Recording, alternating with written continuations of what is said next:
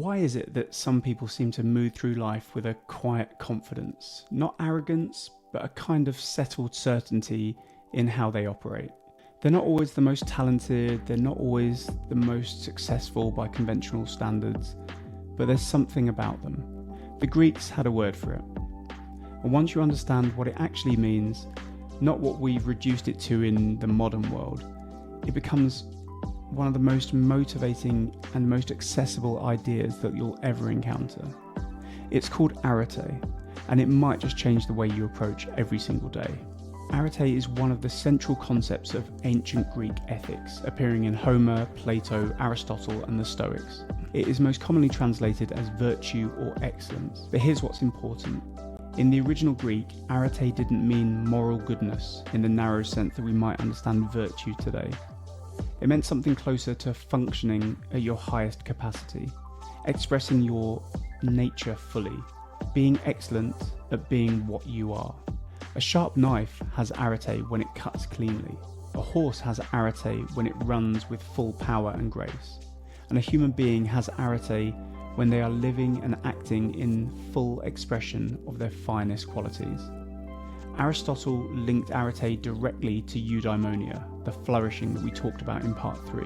He argued that the path to a flourishing life runs through the daily practice of virtue and excellence, not the arrival at some perfect destination, the practice, every day. Arete is not the destination, it's the way of travelling. Here's where modern culture gets it almost entirely wrong.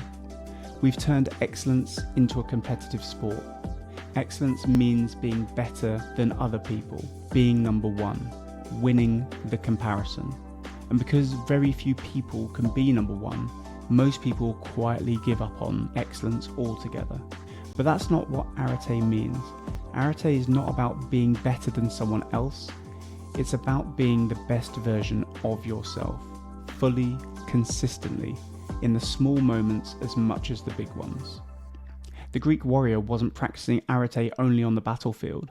The craftsman practiced it in every cut of the chisel.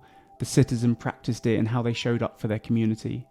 Arete is the texture of how you live, not the trophy you win. And this means something profound. Arete is available to everyone, right now, today, regardless of where you are in your life. Think back to the gap that we introduced in parts 1 and 2, the distance between who you are today and who your daimon, your highest self, already is. Arete is the practice of closing the gap, day by day, choice by choice. Every time you do the thing you said you'd do, every time you show up fully rather than half-assed, every time you bring care and attention to whatever is in front of you, even the small things, especially the small things, you are practicing arete. And here's what happens when you make that your standard. The gap starts to close. Not dramatically, not overnight, but steadily, surely, in the only direction that matters.